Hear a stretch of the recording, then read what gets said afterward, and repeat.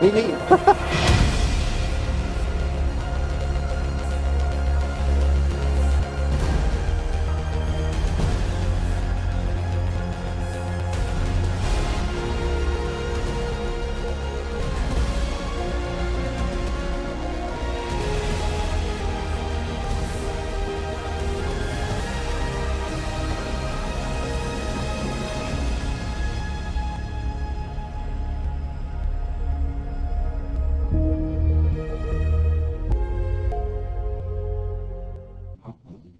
Hello, everyone, and welcome to Women Leading on Climate, Redefining Leadership for the Net Zero Future, hosted at We Don't Have Time studio at COP. And my name is Katarina Wangle-Björk. I'm with the Roadmap Initiative Chief Executive Officer, and it's a pleasure to have you with us here, both here online and also in person on site. The transition to a net zero future is not only about challenges within policy, finance, and technology. It's also about something much harder, which is leadership. And that is something that we are going to explore here today. And with me, I have some brilliant leaders. I have María Mendiluce, CEO of Women Business Coalition. I have Kerry Constable, Director of Decarbonization Strategy at Amazon. I have Catherine McKenna, Chair at UN High-Level Expert Group on Net Zero. Much welcome. I'm so pleased to have you here with me. So to start, we know that women are at the forefront of climate action and delivering on climate again and again, and are the ones that are really engaged and have been for ages. But I want to start by framing this session and invite you to share a short reflection. What does leadership for a net zero future mean to you? What is that? One or two sentences. We can start with you, Catherine. Okay. We start with Maria. Well, thank you. Yeah, it is true that, moving to net zero is not easy.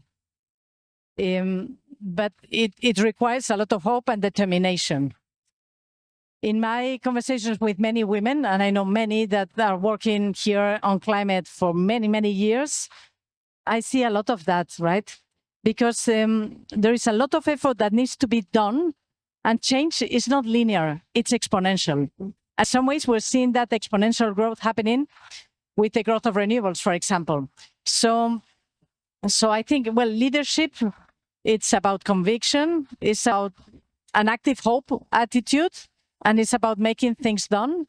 And I have seen in my professional career that, when women take the lead on these topics, things happen, and they happen positively.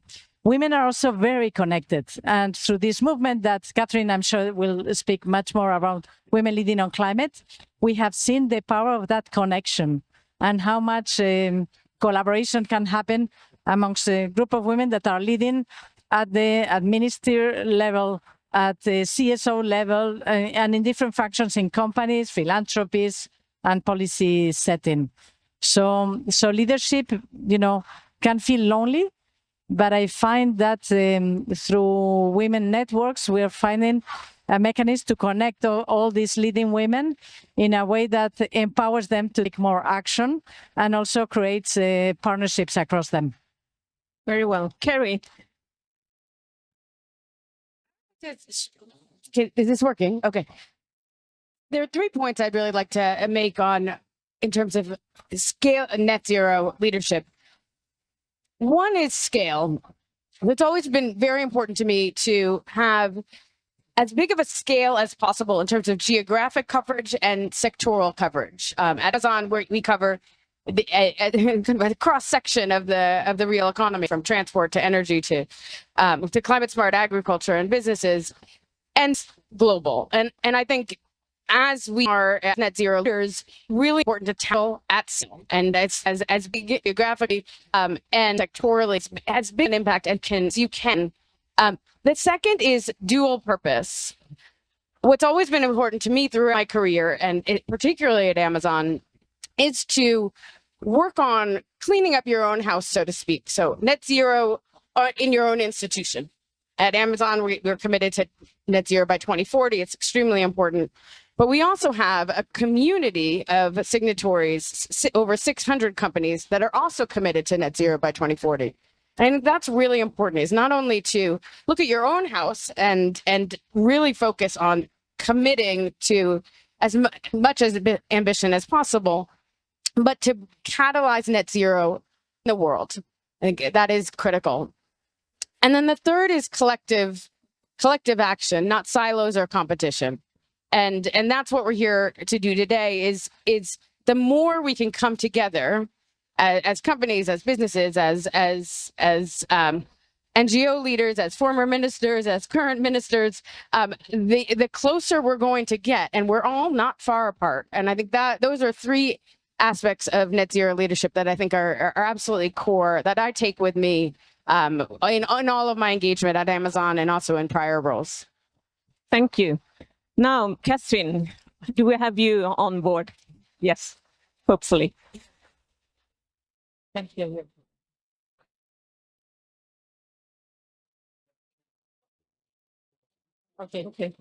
Okay, we should continue. We don't hear Catherine, unfortunately, but I hope we get you on board later. We see you, but we can't hear you.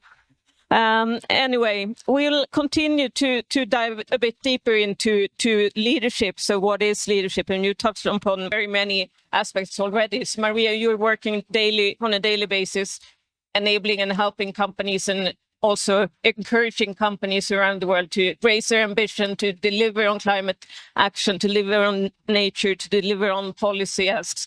What is it? What type of leadership do you see, both with you, but also with them, that delivers on the transition actually right now? I think you bring a very important point. We're sitting here with Amazon, which is, I think, the world leader on renewables, right? You're the company that has purchased more renewables. It just started yesterday. So when you talk about scale, it's like they have managed to become biggest in, I think, probably 4 or 5 years, even less, in 5 years, right? So we hear often that, that companies are backtracking. Well, this is not what I'm seeing here. We hear that US companies are backtracking. This is not what I'm seeing here. I'm seeing so many CSOs and business development and expert technology on energy transition here from the US. That is astonishing, right? The transition, the energy transition is unstoppable. The future is going to be electric. It's going to be clean because it makes business sense. We did a polling with many businesses across the world geographies. 97% of the business that they're going to be investing in clean technology in the next 10 years.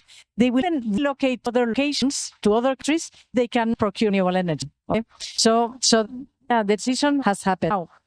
Not fast enough. We also have seen that the pledges were made in Paris, which is amazing because, we were going 4-6 Paris trajectory, and now we're at 2.6. It's not enough. We need to bring it down as close as possible to 0.5. Maybe some should, which is inevitable.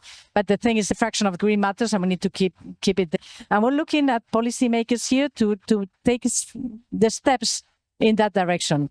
Today, in the corridors, there's a lot of debate and movement around developing a roadmap to transition away from fossil fuels, which was agreed at COP28, and many countries and companies are supporting this. And I think this is very, very relevant. It doesn't mean that we're going to switch off from fossil fuels, but it means that companies should not be investing in fossil fuels now because the demand is declining. We have plenty of statistics that show that this is the fact, that this is happening, right? So I think it is about how do we do this in an orderly way, and how we ramp up the electrification of energy uses, whether it's heat in buildings, whether it's freight transport, whether it's industrial processes. So it's a fascinating moment. And where I'm hearing here from business, it's no backtrack. It's rather the opposite. It's a lot of innovation about how they can accelerate the transition in a way that makes business sense, that is good for jobs, for economic growth, for company profits. Thank you very much. Very interesting to hear. And I think I'm thinking about also on the narrative that you also raised on this, that there's actually the opposite of a backlash. corporates really lead and do double down on their investment, continue to do stuff. And it's important for us to say that and be communicative and vocal about that. Looking at you, Carrie, you've been had different really influential roles also in influential organizations. And I'm curious about also how you, both as a leader, but also in other leaders that you've seen drive the leadership in the organization, because I know, that can be challenging in itself to drive change, drive innovation, and drive an agenda. How does it look in practice? It's very important to, I would say, firstly, make sure that sustainability and business benefits go hand in hand. That's critical in any company. And I'll give an example. At Amazon, we use AI in our water efficiency, energy efficiency efforts.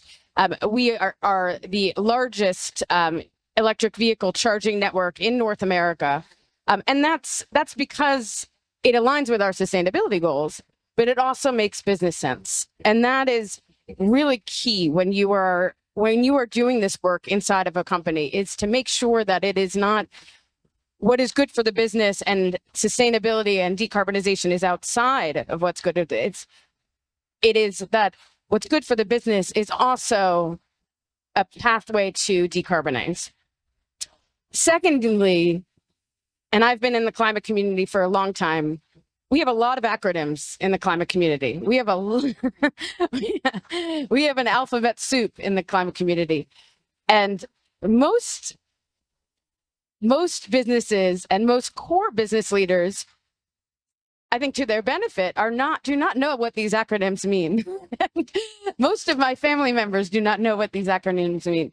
So I think it's really important to be a translator when you're working inside of a business and really simplify language and make it as colloquial as possible, and talk about sectors, talk about the TCFDs and the ISSPs and everything. Those are incredibly important, but talk about what they mean and their intentions and how they relate to the business. So I think there is a role of translator. And then thirdly, let's say always focusing on the long term, especially if you're in a company that focuses on the long term and is an innovative long term. So really looking at and framing the story and your decarbonization objectives as a long-term trajectory. It's not going to happen overnight. Over 50% of the technologies that we need, we don't have yet. The carbon accounting systems and standards are still evolving. And that's okay. And that can be understandable to companies that understand long-term investments, that have seen industry change. And I think frame, and we have been, one of the largest clean energy procurer in the world as a corporation for the last 5 years. And we've gone long-term offtakes.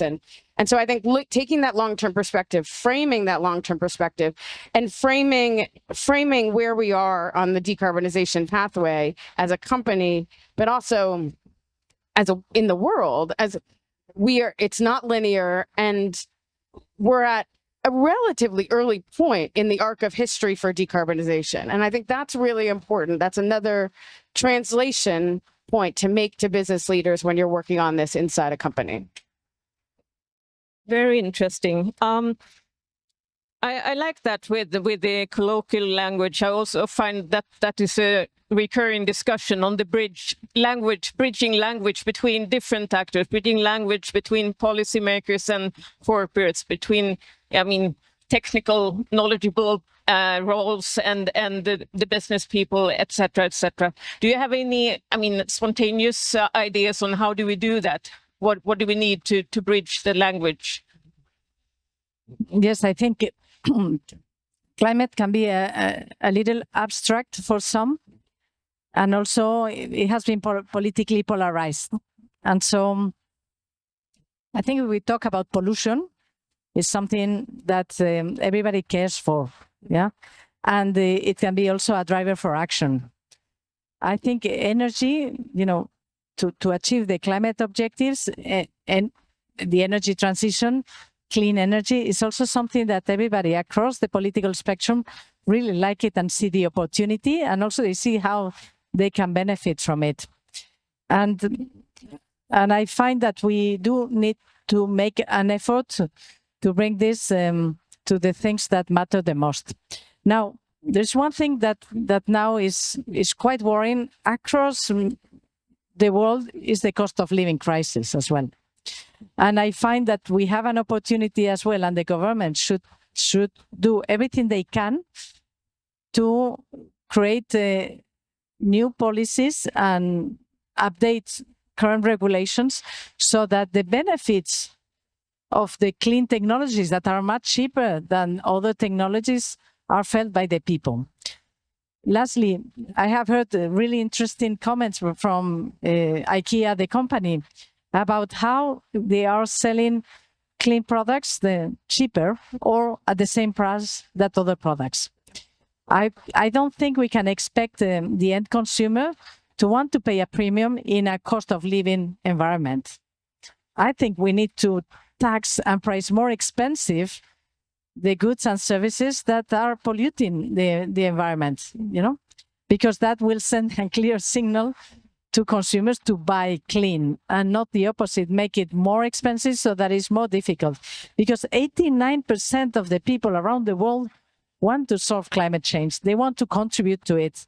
But expect that in a cost of living crisis that they pay more, it's just not going to work. Thank you. Any addition, Carrie? We should talk about decarbonization just in the way that we would talk about it at a dinner table. I'm not going to talk to my siblings about COP30 because they will start ignoring me. But I will talk about supply chains, and that will pique their interest. So I think the scope language is incredibly important for us in our carbon accounting plans.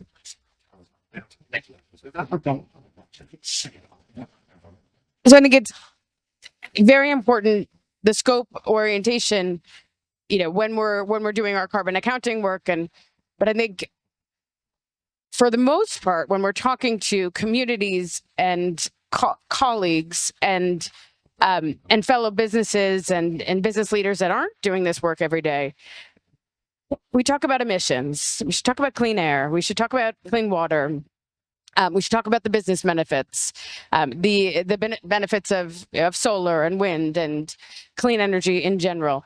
And so I think really understanding and always having a perspective on how the world talks and then how the climate world talks, and getting as close as we can to how the world talks on a daily basis. And I think that will make us as a climate community and as business leaders a lot more effective to translate the benefits of decarbonization and in all sectors. And so that's what I would recommend. I think, concretely, I think not talking about scopes in the wider world translating to emissions, but also translating to the impacts, the benefits, clean air, clean water, business benefits, infrastructural benefits, infrastructural improvements, etc. Thank you. And starting to conclude on this session, also I wanted to go back to women leading on climate. We have Catherine McKenna, but we have trouble with Zoom, so probably she won't be here, but we know she's here in spirit and also trying to be here. Anyway, but you, Maria, and Catherine McKenna, you started Women Leading on Climate Network. Why did you start? What was the driving force behind, and where are you now? So Catherine, she was the Minister of Environment and Infrastructure in Canada. And when she left that position, she started this, or even before this movement, the Women Leading on Climate, because she felt as a minister often alone, but also she felt the power of the many women that made the Paris Agreement possible. Remember, Catherine went and says, "Canada is back." And there is no single woman in the negotiations that I meet that don't, when we say Catherine, they don't smile. They all smile and they all love the energy that Catherine brought to the Paris Agreement and to her role as Minister of Environment. A few years ago, when we were preparing for COP29, the team came up with an all-male committee. And so my team said, Maria, we need to say something because it cannot be. There are so brilliant women, you know, across the board leading on climate. And so we wrote a letter. And soon, like in 48 hours, we had 100 incredible women that were leading on climate to say, listen, you need to change this. You know, there are incredible women and we are here to support you, find them. So, of course, yeah, they did it because also, you know, sometimes these mistakes happen. And we have had an incredible high-level champion, okay? She's been incredible and, you know, very... What I have appreciated about her is that she didn't do anything. She didn't know anything about climate. And within 2 years, she has got into this and has mastered her role as a level champion. So then together with Catherine McKenna, we started to meet. We gave it a lot, you know, we co-founded the Women Leading on Climate Network. And every time there is a climate gathering, we bring women together. And we started with 50, 100, 200, and it's becoming an impressive movement. So when we were in New York, we have Mary Robinson. Now when we met here at COP, we have Laurence Toubiana coming, and incredible women leading at all stages, senior, less senior. We even had indigenous leaders coming to the event here that I know. And then soon we realized that action happens at local level. So there were a few chapters that were created. First, it was the Brazilian. They've done amazing things. 300 women, they came with their actions they presented in the event. Then Australia. And Australia, with Sharon Barrows and Victoria, they said, okay, let's do community gatherings where we bring communities to talk about this. And so now, and I think you want to launch one in Scandinavia. And then I have a friend in Spain that wants to do one in Spain. And we just launched in New York, we launched the European chapter where we have Teresa Ribe and we have people from the UN Commission. And soon in the US, they don't want to be behind. And Marcin and another colleague, Marcin from WWF, is in the US one. So these things are very important and show that we are connected. It's happening at the local level. It be connected what is happening at that local level. And we can create this incredible network of women that are leading on climate, that are pushing for the change that is happening. These women, you know, if you think about them, Jennifer Morgan, Jennifer Morris, Catherine McKenna, you know, there's one thing that unites them is that they have courage. And that's what I love about this group of women. Thank you.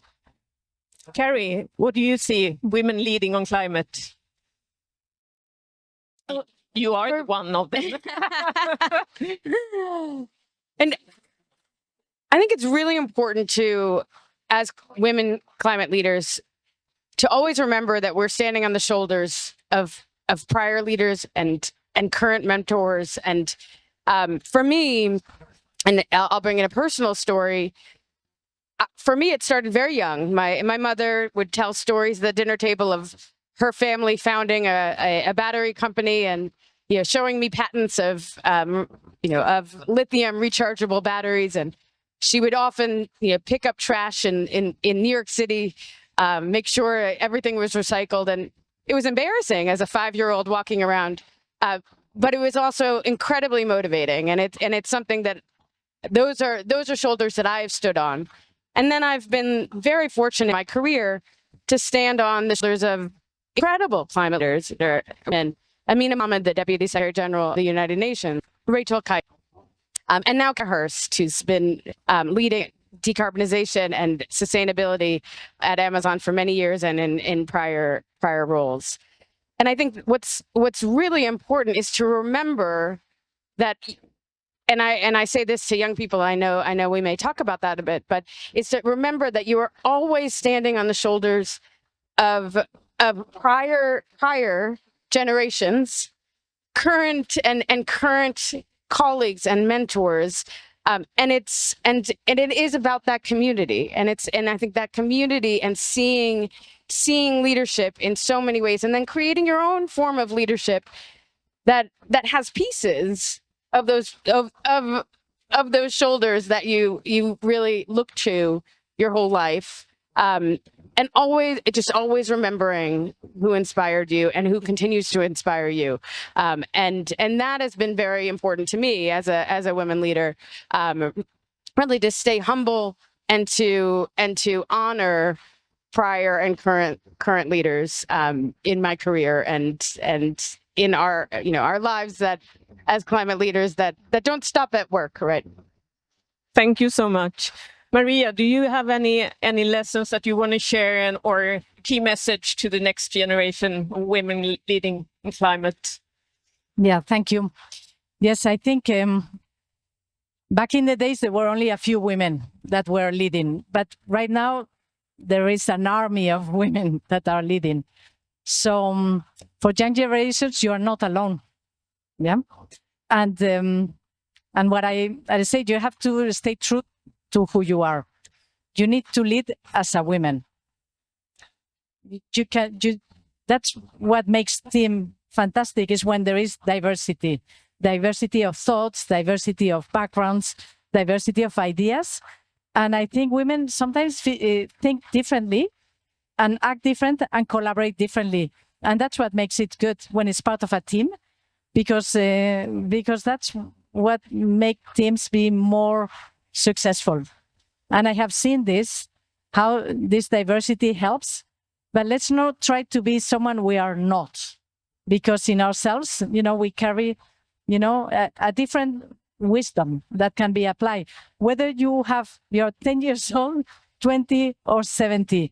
And I think as Kerry was saying brilliantly, we stand on the shoulders of others, but in our own right, we can lead in a different way, because let's face it, to tackle climate change, we need to collaborate a lot. Women know how to collaborate a lot. There's a lot of women leadership that is required. Not surprisingly, the big moments in the COP history has been led by women, right? And now we have an attorney that is a fantastic woman as well, that is leading part of the negotiations, etc.